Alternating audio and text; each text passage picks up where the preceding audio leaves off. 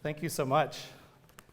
Thank you, Dennis, for that wonderful introduction. And really, I want to thank everyone for coming out today.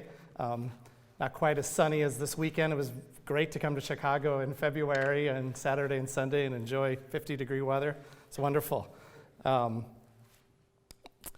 want to thank Dr. Kurt Schekmuth and Lewis University for inviting me to deliver the 17th annual Signum Fidei lecture.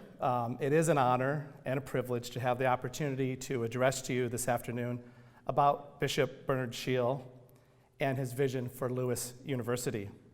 I'd also like to thank the many members of the Lewis community who have welcomed me to campus today. I've had a wonderful time meeting with faculty, students, and administrators, getting the Lewis treatment, getting up to speed, as Kurt said. It's been fun reconnecting with longtime friends from my days in graduate school at Loyola Chicago from the 1990s and the early 2000s. As I mentioned, Professor of History Dennis Kremen and I were in the same graduate program at Loyola. Professor of History Eileen McMahon is also an alum of the Loyola Graduate History Program. And her husband, Ted Karamansky, a historian, was one of my professors at Loyola History, in the history department at Loyola University.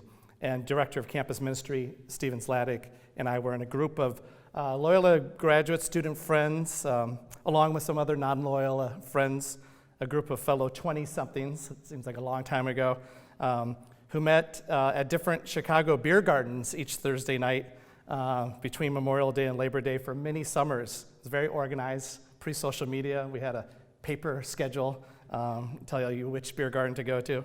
And it was a great thing because it was just a standing offer to show up. And a number of marriages, including mine, came out of that group. So while it is my first visit to the Lewis campus, in many ways it has felt like coming home. Thank you so much for your hospitality. Another reason that I feel at home at Lewis is that Lewis and the institution where I teach, Salve Regina University, share several similarities.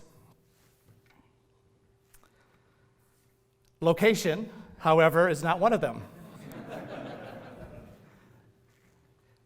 Driving around last night to the Target and realizing there's a lot of land in Illinois, and it stretches for a long way. Rhode Island's more water than land. As you can see from the aerial photograph, Salve Regina, or Salve, as we often call it, is located along the Atlantic Ocean in the historic town of Newport, Rhode Island.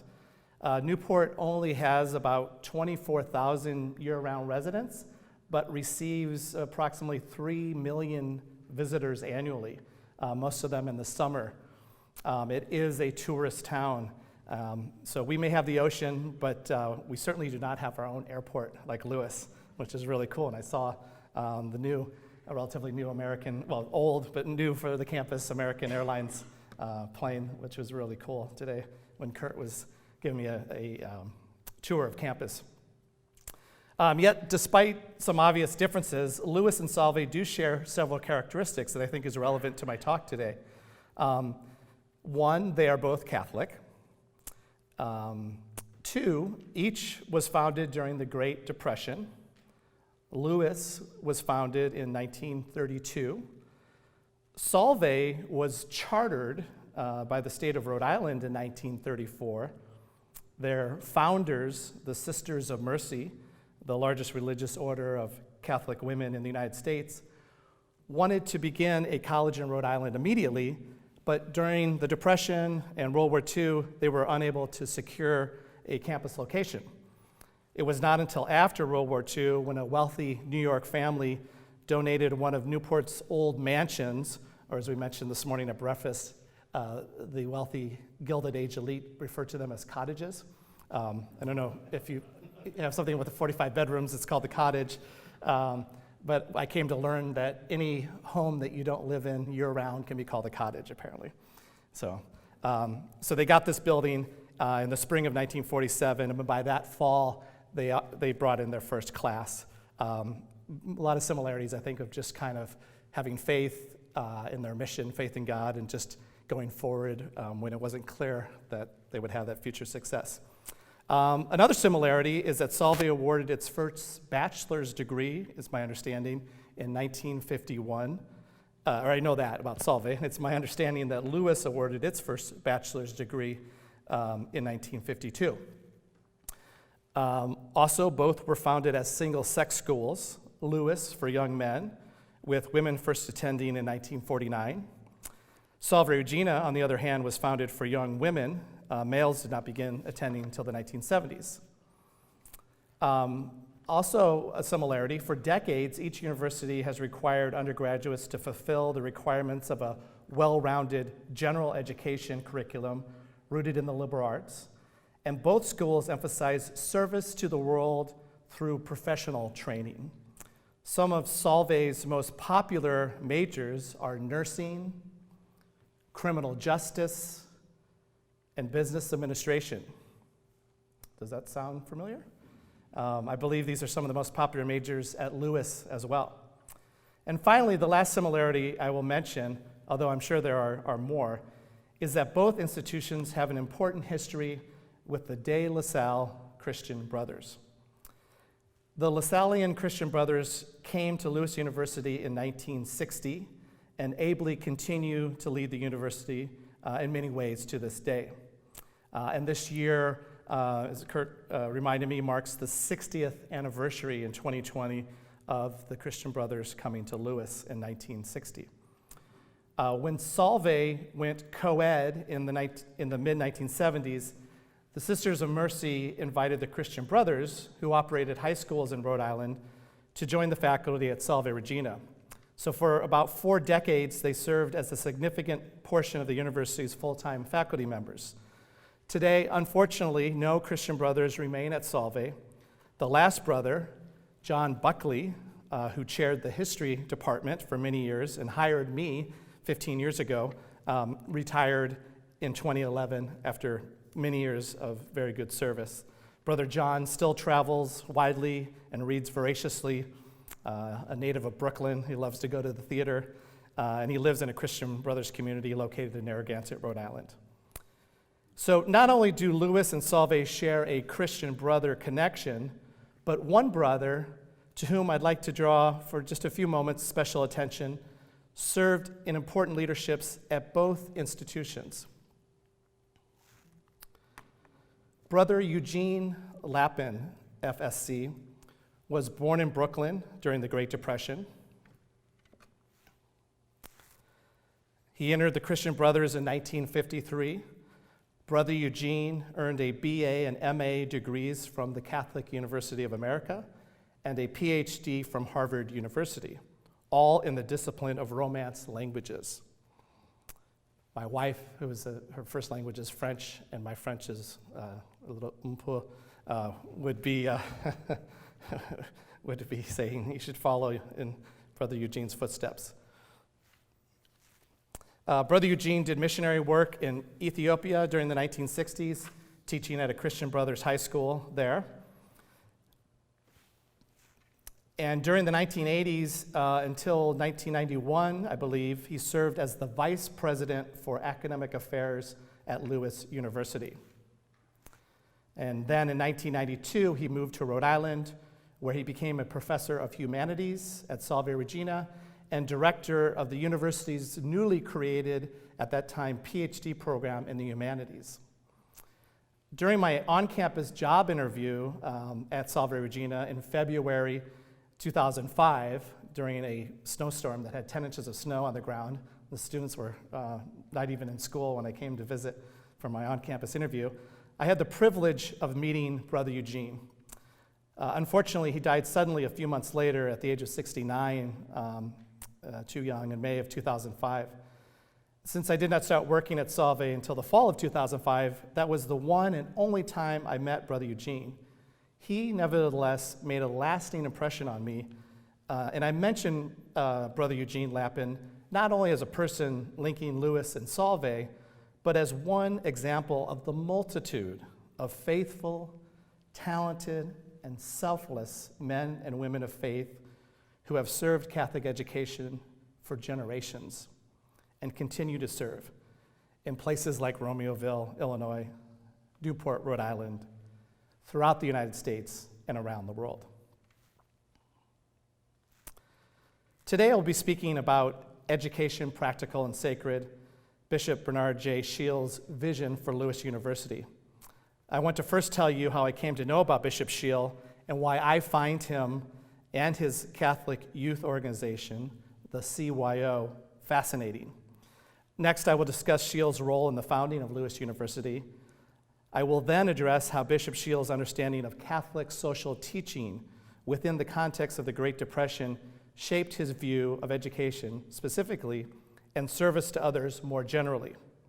Finally, as we begin the third decade of the 21st century, and Lewis prepares to celebrate its 90th anniversary in 2022, I would like to offer some food for thought about what I believe to be the fundamental purpose, the core responsibility of Catholic higher education. I came to know Bishop Sheil when searching for a dissertation topic for my Ph.D., which is always a little bit of a stressful process. During my coursework for my master's and doctoral degrees at Loyola, I focused on 20th century urban history, one of the strengths of Loyola's Department of History. The historical and sociological literature on Chicago is vast. It is one of the most studied cities in the world. An important part of history, of Chicago history, is European immigration, particularly the settlement in the second half of the 19th and early 20th centuries of European immigrants, including Czechs, Germans, Irish, Italians, Greeks, Poles, Slovaks, Russian, and many other ethnic groups. U.S. urban historical literature also addresses a second significant story, the mass migration of African Americans from the U.S. South to the urban North, including and especially Chicago, during about a 60-year period in the 20th century from roughly 1910 to 1970, often referred to as the Great Migration. Important books by urban historians during the 1980s and 1990s, including Arnold Hirsch, Lewis's own Eileen McMahon, and John McGreevy from Notre Dame, examined how these two groups, white Euro-Americans, often Catholics, and African Americans, usually Protestants, divided along the color line in Chicago, clashing over issues related to employment, housing, and education.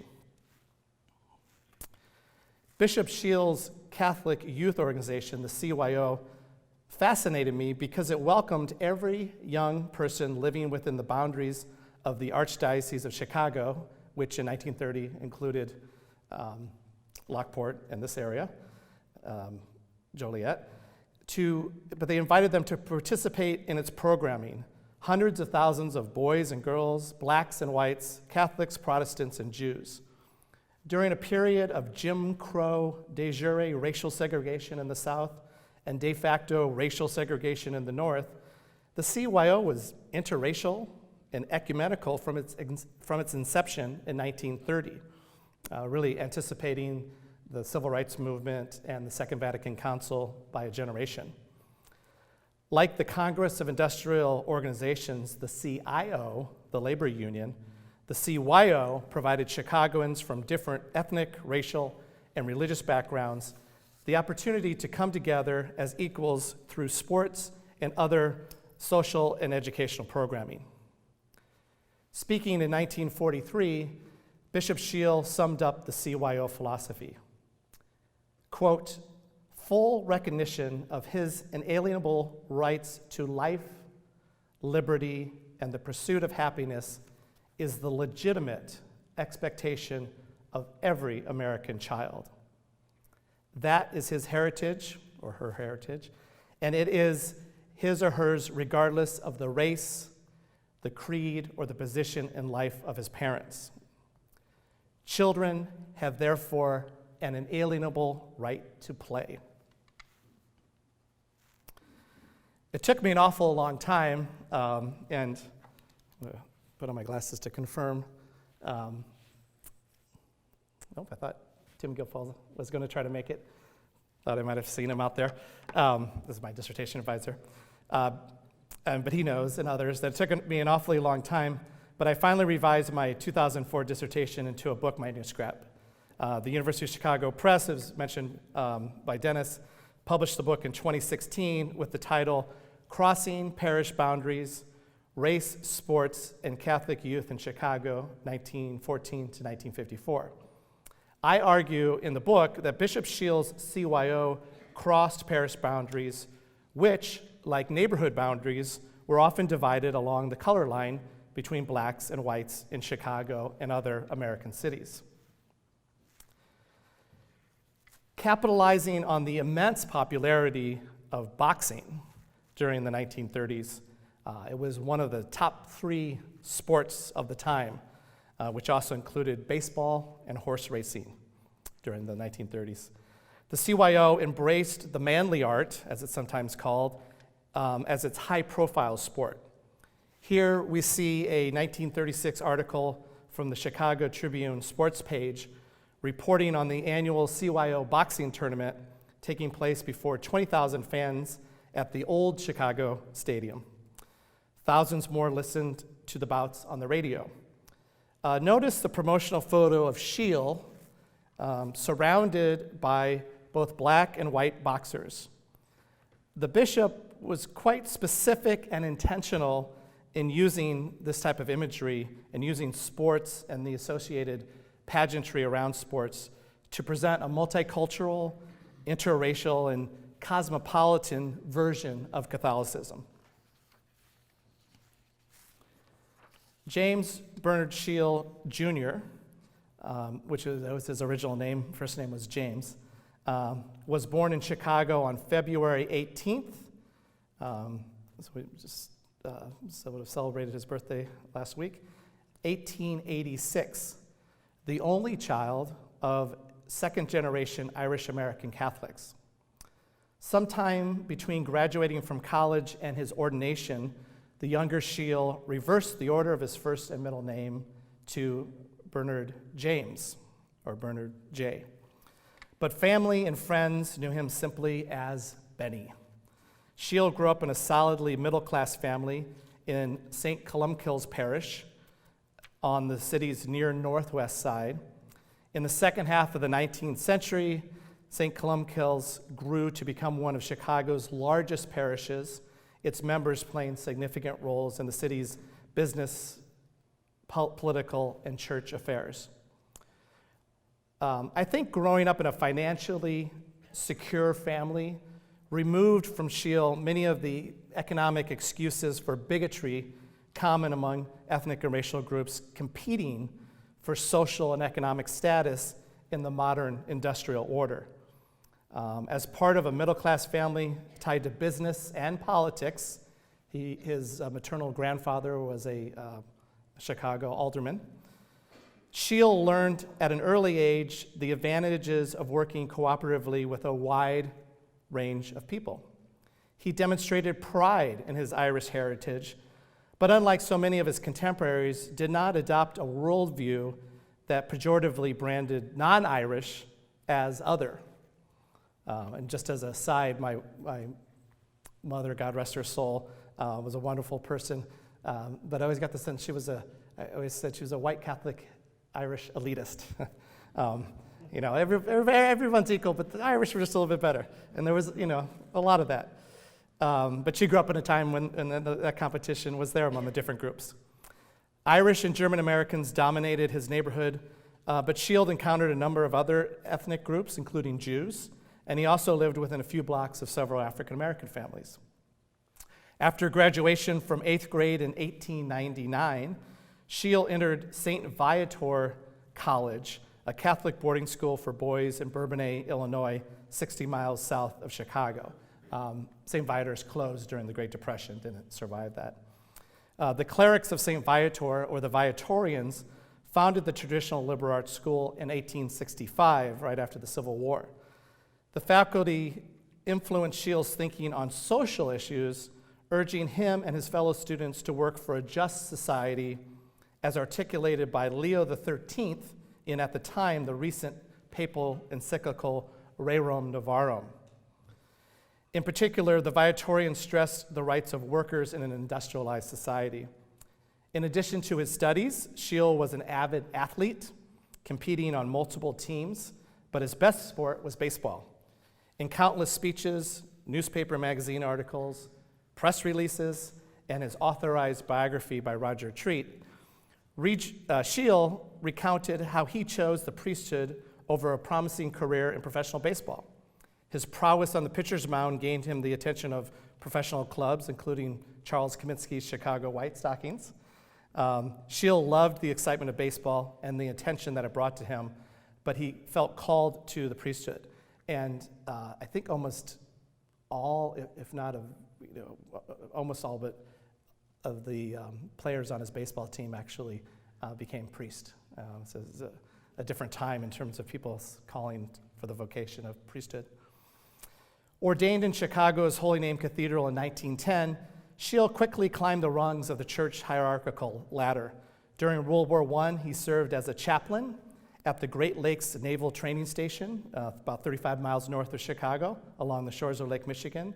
And after the war, he worked as a chaplain at the Cook County Jail and lived in the rectory of Holy Name Cathedral a few blocks away. And that jail experience very much influenced him about being concerned about young people, particularly young men, going on the wrong path and having their lives ruined, and what he could do about that. And the experience also working at the Great Lakes Naval Training Station also, I think, shaped him very much so, because he learned how to really organize and promote sports and events on a very large scale. A year later, Archbishop Mundelein took an interest in the talented young priest and placed him on the staff of the Archdiocese's Central Administrative Offices in 1923. A year later, Sheil became Archdiocesan Chancellor and accompanied Mundelein to Rome, where they met with Pope Pius XI. In 1926, Sheil served successfully as treasurer of the 28th International Eucharistic Congress, hosted by the Archdiocese of Chicago, which was a major international event, first time the United States had hosted it, kind of a World's Fair, Olympics, not that it was sports, but had that kind of feel, a major gathering of Catholics from around the world. And as a reward for his efforts, the Vatican named Sheil an auxiliary bishop in 1928 at the relatively young age of 42. The following year, he became vicar general, second only to Mundelein in ecclesiastical powers in the archdiocese. Sheil, the right-hand man of his superior, Cardinal Mundelein, for the next decade enjoyed the cardinal's full backing until Mundelein's untimely death in 1939. Although he chose the priesthood over a professional career in baseball, at heart, Sheil remained an athlete, embracing the original Protestant idea of muscular Christianity, which shows up in the creation of the YMCA and the founding of basketball in Springfield, Massachusetts, and this was a 19th and early 20th century idea of muscular Christianity. Sheil's appeal, in fact, derived in large part from his vigorous athleticism. In his 1951 authorized biography of the CYO and Lewis founder, sports writer Roger Treat describes Sheil as, quote, "no sissy priest, but a rough and tumble scrapper." He goes on, who could say a solemn mass at a certain moment and 2 hours later be prancing around a boxing ring, still in cassock, with boxing gloves added, slapping the ears of a fresh young punk. So in gender studies, we were told that kind of hypermasculinity. But he was only 5'9" tall, but he was stocky and sometimes referred to as the little iron man. And he worked to create an image of robust virility and energy. One oral history that I used said that he was always in motion, like an athlete, kind of always wanted to move. So I call what Sheil did with the CYO muscular Catholicism. The CYO gained national, even international attention and included tens of thousands of boys and girls in social and athletic programming, especially boxing, its most prominent, in Chicago, and soon was copied by Catholic dioceses and cities across the nation in the 1930s. There was talk at a time of consolidating it, but it never became nationalized, so it was always local at the diocesan level. Sheil was widely known in Chicago and even nationally during the 1930s and 1940s as the apostle of youth. And he had a saying, there are no youth problems, because people would talk about the youth problem. He would say there are only problems of youth. Kind of a variation on, I'm from Omaha, the home of Boys Town, the idea there's no such thing as a bad boy. Here we see the photo which I chose for the cover of my book. It is a remarkable image of blacks and whites, males and females, post-pubescent, half naked, in swimsuits, in the second floor gymnasium of the CYO Center at 31 East Congress Street in the Loop. And if you can see there's ropes of the boxing ring in the background. So that's obviously not where the swim team normally works out, but they have this promotional photo there. This photo was taken 4 years before the U.S. Supreme Court struck down racial segregation in public schools in its landmark Brown versus Board of Education decision. 5 years before Emmett Till, a 14-year-old African-American boy from Chicago, was brutally murdered in Mississippi for allegedly making one flirtatious remark to a 21-year-old white woman. And Till's mother chose to let the world see the horrific results of the lynching by having an open casket at the funeral in Chicago. And the photo was taken a full 14 years before a hotel manager in St. Augustine, Florida, in 1964, responded to a group of white and black integrationists who were having a swim-in. So there were sit-ins and all types of ins. This was a swim-in, and they wanted to enter the hotel's outdoor swimming pool, and the hotel manager poured acid in the water. Just to give you an idea of the power of an image like this. And eye-catching as this 1950 photo is, interracial CYO swimming, in fact, began two decades earlier.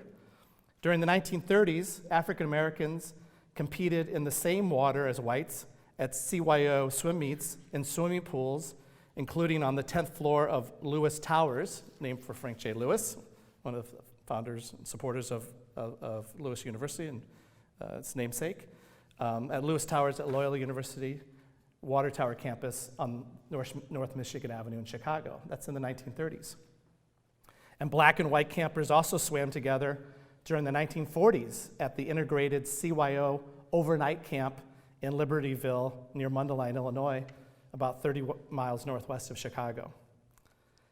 Despite being a household name in Chicago during the 1930s and 1940s, and nationally known in Catholic circles in the United States and beyond, Bishop Sheil is little remembered today, even in his hometown of Chicago.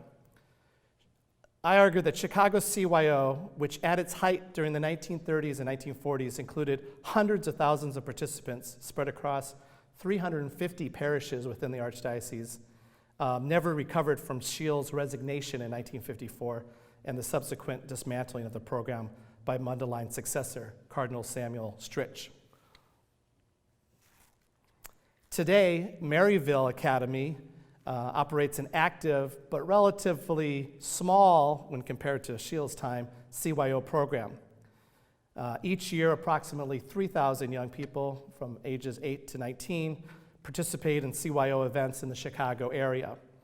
Maryville, headquartered in Des Plaines, operates the CYO on behalf of the Archdiocese of Chicago, and it's open to boys and girls from all faith backgrounds. Sheil's name can be found in a few Chicago area locations today that many of you may know about. Northwestern University's Catholic Student Center is named for the bishop, as seen on the left. And that's an interesting story. Sheil was years ahead in many ways, but he was very ecumenical with the Jewish community. And the Sheil Center in Evanston is built on land where a large North Shore mansion was located, and was donated from a Jewish family to a Catholic auxiliary bishop to be used at at least originally Methodist school of Northwestern for Catholic students. And kind of speaks a little bit to Sheil's ability to be ecumenical and reach across lines. And on the right, there are a few images of the Bernard Sheil Community Center operated by the Chicago Park District system. Sheil Park is in the Lakeview neighborhood on Chicago's north side, about a half mile west of Wrigley Field and a half mile east of St. Andrew's Catholic Church, where Sheil resided and was a pastor for more than 3 decades between 1935 and 1966. In 1966, Sheil retired from St. Andrews and moved to Tucson, Arizona, where he died in 1969. Last September of 2019 was the 50th anniversary of his death. Here we see the gravesite of the bishop and his parents at All Saints Catholic Cemetery in Des Plaines, Illinois. And inscribed in the large headstone that you see on the left, underneath the family name Sheil, is a phrase from the gospel writer Matthew's account of the Sermon on the Mount. It reads, "Blessed are they who hunger and thirst after justice." The simple but powerful beatitude captures the essence of Bishop Sheil's guiding philosophy.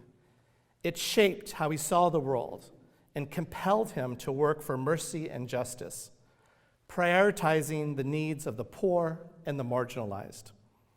It was the foundation of his vision for a new school created for poor boys during the depths of the Great Depression on a donated piece of farmland 35 miles southwest of downtown Chicago near Lockport, Illinois.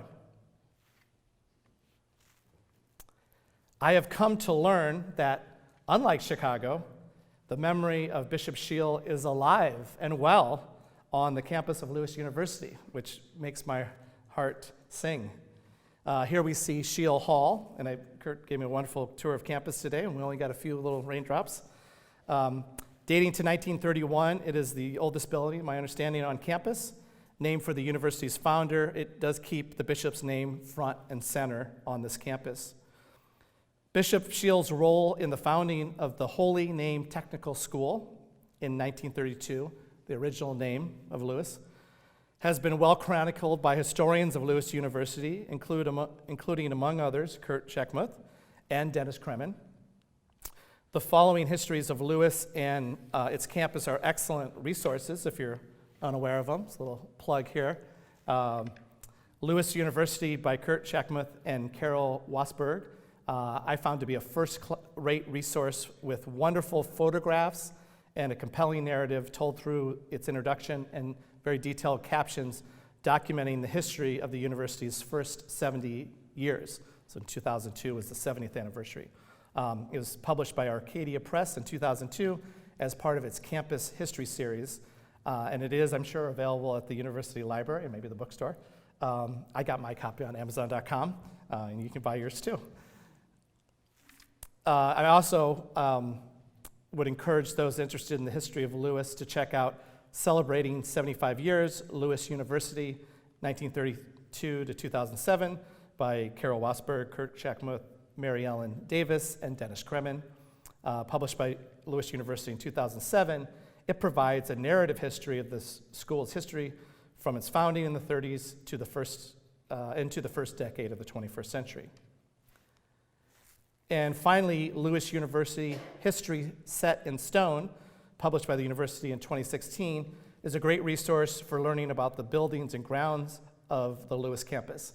And I've been told that I need to come back when things are in bloom, that it's just, I found it a beautiful campus, even on a cloudy February day, but I can only imagine its beauty in the spring and summertime and early fall.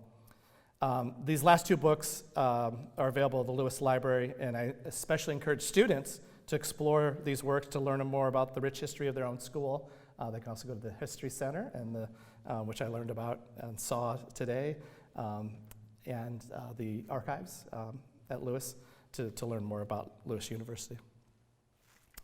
Not unlike many institutions of higher education, Lewis's origins were humble. It was founded as an all-boys high school during the Depression.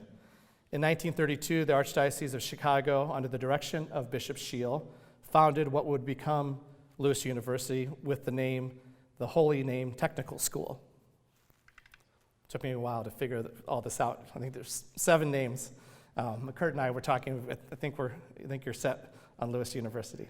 The school was named for the Holy Name Society, which is significant because that was an important organization with over 100,000 members. And Bishop Sheil worked closely with the Holy Name Society, for a fraternal organization of Catholic men in the Archdiocese of Chicago who supported charitable and educational activities. The Holy Name Society has been integral to the creation, was integral to the creation of the CYO as well. The school was founded on 170 acres of farmland donated by Michael and Frances Fitzpatrick of Lockport, Illinois. Chicago businessman and Catholic philanthropist Frank J. Lewis was a supporter from the school from its earliest days. The school was incorporated under the name Lewis Holy Name Technical School in 1934. Then, just 1 year later, the school's name was changed again to the Lewis Holy Name School of Aeronautics to reflect its focus on aviation. And by 1940, there was once again a name change to just simply the Lewis School of Aeronautics. More changes came, of course, with World War II, as it did in all American society. In 1942, the high school department was closed, and the U.S. Navy took over the campus to use for flight instruction.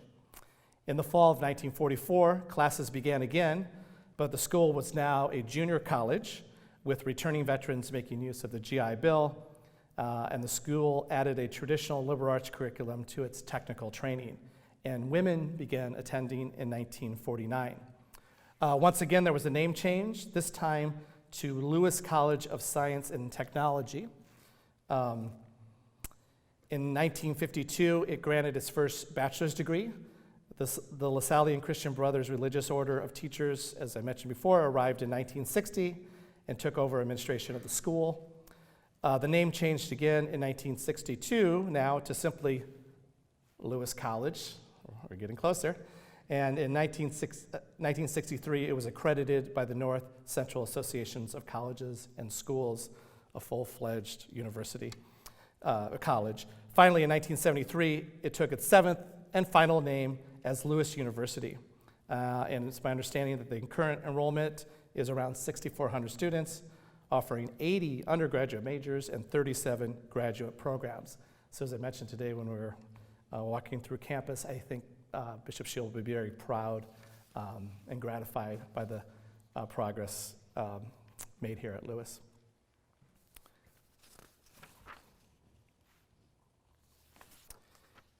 But in the beginning, like a lot of great accomplishments, it was just an idea, a dream of Cardinal Mundelein and Bishop Sheil, made possible by the generous donation to the Archdiocese of Chicago of a farm by Michael Fitzpatrick and his sister Frances. And Fitzpatrick here is seen with Bishop Sheil looking over the property. It's a great photograph. You can all imagine the conversations they were having. What's going to go there? How's it all going to work? And here we see Bishop Sheil, second from the left, next to Michael Fitzpatrick, with shovel in hand at a groundbreaking ceremony on February 9th, 1931, 89 years ago this month. The shortest guy. The shortest guy. Yeah. Sheil, yeah, he was. Sheil was ever interested in using the latest technology to attract young people. He made great use of radio. He was on the radio. He was today we'd call maybe an early adapter. He loved technology. He thought it was a changing world, and he wanted to be in the forefront of that. And here we see the bishop with the Al Luke, a legendary aviation instructor at Lewis, using a flight simulator of the day. Also looks like it could double as a nice fan on a hot day. When the Holy Name Technical School opened in 1932, it was an all-boys school with a curriculum that focused on aviation, then still a new field. Just 5 years before the founding of the school, Charles Lindbergh made his famous 1927 transatlantic flight from Long Island to Paris in his airplane, the Spirit of St. Louis, and he captivated the world's attention. That same year, Parks Air College opened in the city of St. Louis, and following World War II, it was acquired by St. Louis University in 1946 and continues to operate to this day. And I assume there might be some rivalry competition there between Lewis and Parks. Because of the public's fascination with airplanes, pilots were seen as glamorous. And here we see Lewis, the Lewis mascot, is my understanding, or at least an older version, Bed Check Charlie, looking stylish and daring in his aviator apparel, as drawn by cartoonist Milton Caniff circa 1963 for the comic strip Steve Canyon. And then on the right is the 21st century updated version of the Lewis Flyers logo. So I just want to talk a little bit about Catholic social teaching and a little bit about Catholic higher education, and then hopefully some times for some question and answer. Bishop Sheil wanted the Holy Name Technical School to provide education, as I said in the title, sacred and practical. A practical education in the growing field of aeronautics, and also I understand refrigerator repair, radio, maybe photography, whatever was a need in society. But he also wanted a sacred education rooted in Catholic Christian principles of community, charity, and justice. Sheil's vision for the CYO, my research, but in education in general, and Lewis specifically, was fundamentally shaped by his understanding of Catholicism, especially the concept of what was called Catholic action, capital C, capital A, which comes from St. Paul's notion of all Christians being part of one body in communion with Jesus Christ. The Catholic action movement in the 19th century gained prominence in the U.S. that started in the 19th century, gained prominence in the U.S. during the pontificate of Pius XI, who was Pope from 1922 to 1939. And Catholic action is defined as, quote, active participation of the laity in the apostolate of the church under the guidance of the hierarchy, end quote. And central to Catholic action was this Pauline notion of what was called the mystical body of Christ, which held that Catholics, and really all Christians, were united in the literal body of Christ through, and this part would just be Catholics, through their reception of the Eucharist. The movement called upon lay people to take responsibility for building the kingdom of God on earth, and the church could not rely solely on the actions of clergy to achieve social justice. Sheil's thinking in particular was shaped by Pope Leo XIII's 1891 encyclical Rerum Novarum, and also called The Rights and Duties of Capital and Labor, which argued for the amelioration of, quote, the misery and wretchedness pressing so unjustly on the majority of the working class.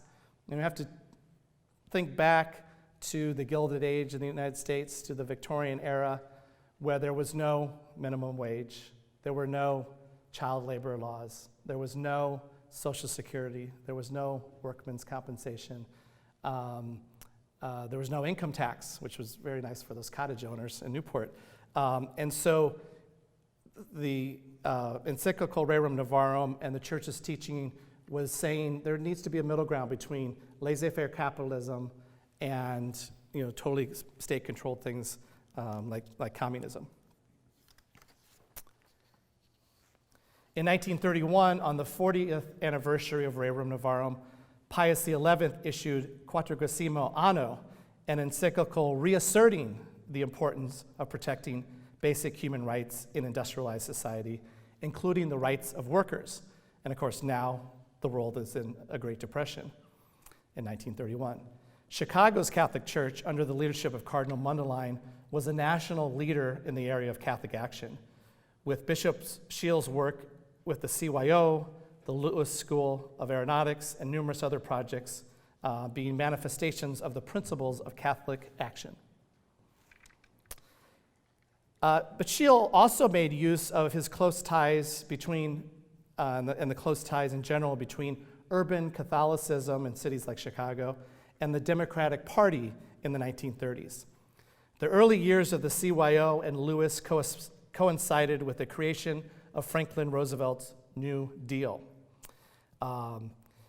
And I know oftentimes we say clergy aren't supposed to endorse political parties, but Sheil had no problem saying Franklin Roosevelt is kind of God's gift to the United States at that time, a huge fan.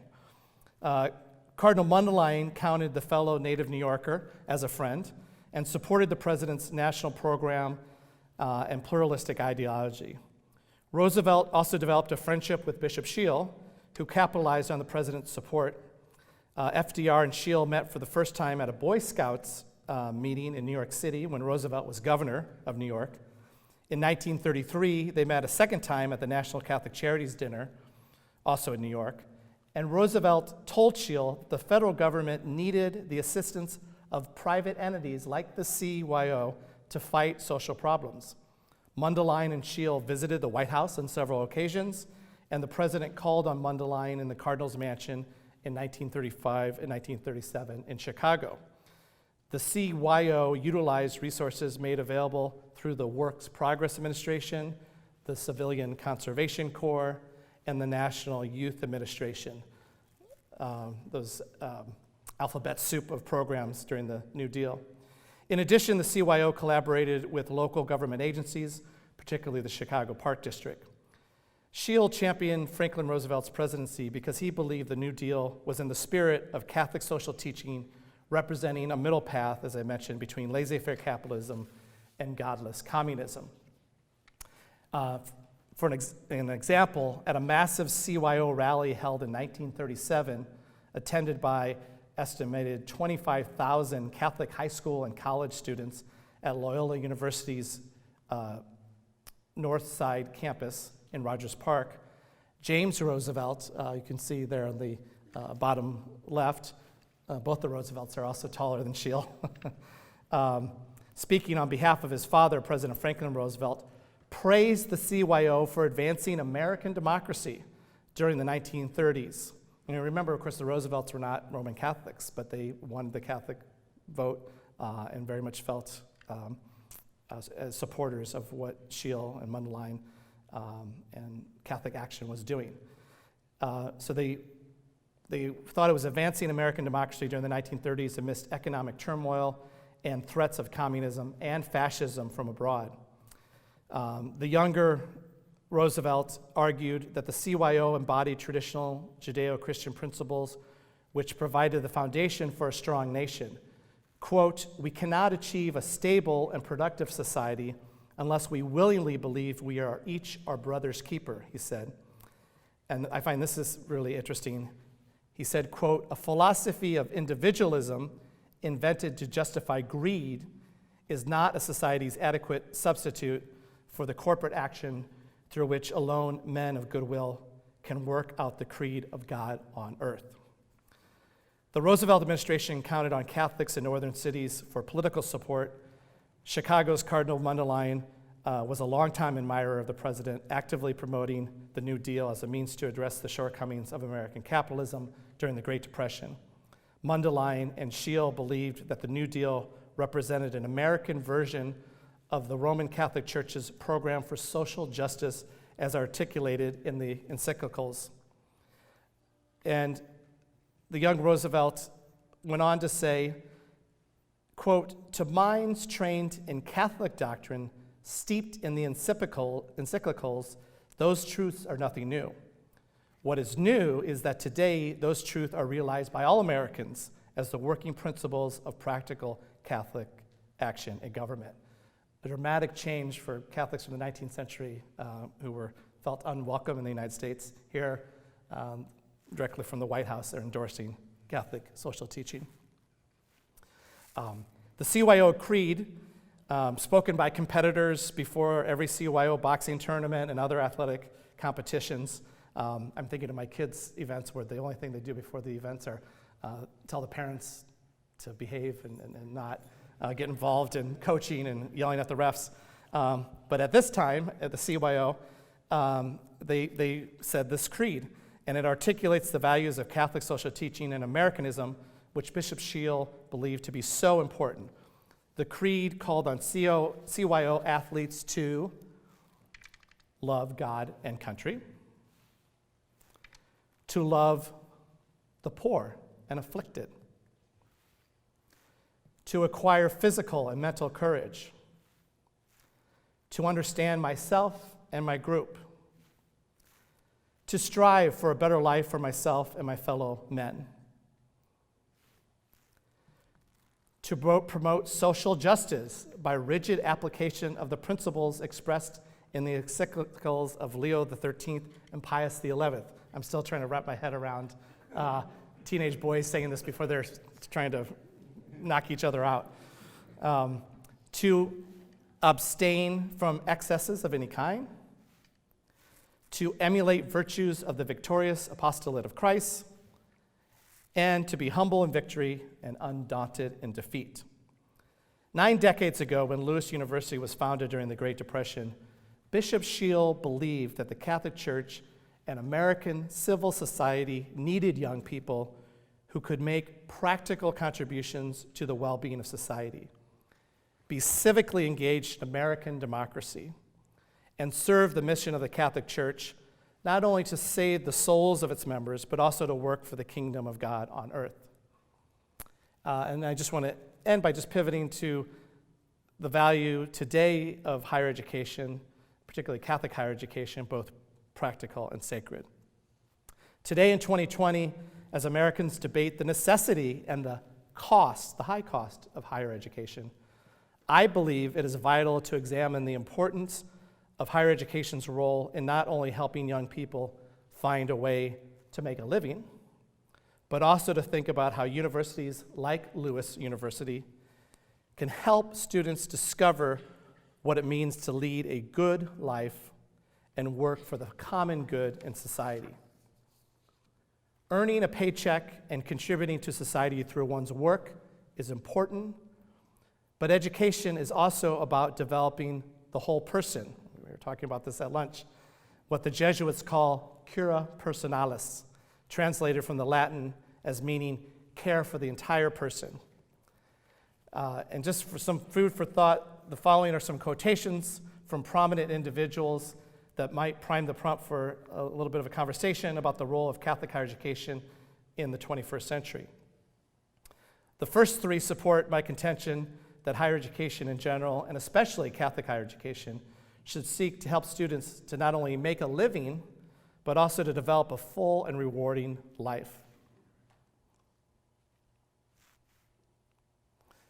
And here we have the great American philosopher, Miss Dolly Parton, seen last summer at the Newport Folk Festival. I invite you all to come out. Although I can't get you tickets to the Folk Festival, they sell out immediately online in January. I could get you into the Jazz Fest, though. And she says, "Don't get so busy making a living that you forget to make a life." And she's pretty busy making a living even still today. She's a country singer, an actor, producer, businessman, philanthropist. But that idea of developing the whole person. For you sports fans, John Wooden, who was the embodiment of success in college athletics, leading UCLA to 10 national champions in a 12-year period, won't happen again, between 1964 and 1975, offers nearly the same advice. Don't let making a living prevent you from making a life.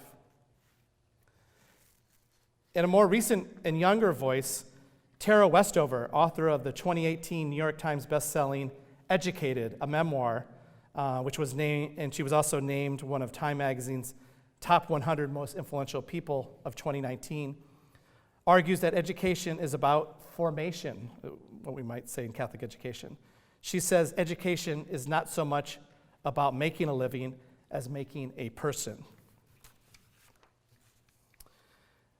Dr. Martin Luther King talked specifically about how a good education produces good people, asserting, quote, "The function of education is to teach one to think intensively and to think critically. Intelligence plus character, that is the goal of a true education." And finally, Pope Francis, addressing a group of Italian educators in 2014, said, "Education cannot be neutral. It is either positive or negative. It either enriches or it impoverishes.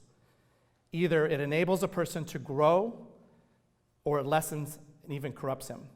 The mission of schools is to develop a sense of truth, of what is good and beautiful." So taken together, these quotations, I think, emphasize the importance of education's role in the formation of well-balanced and ethical individuals.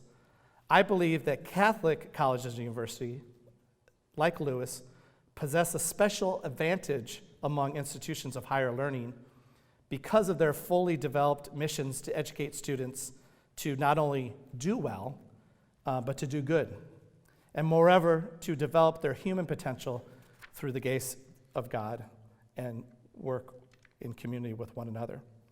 I believe this was Bishop Sheil's vision for Lewis, and if he visited campus today, I think he would be most pleased by what he would see. Thank you.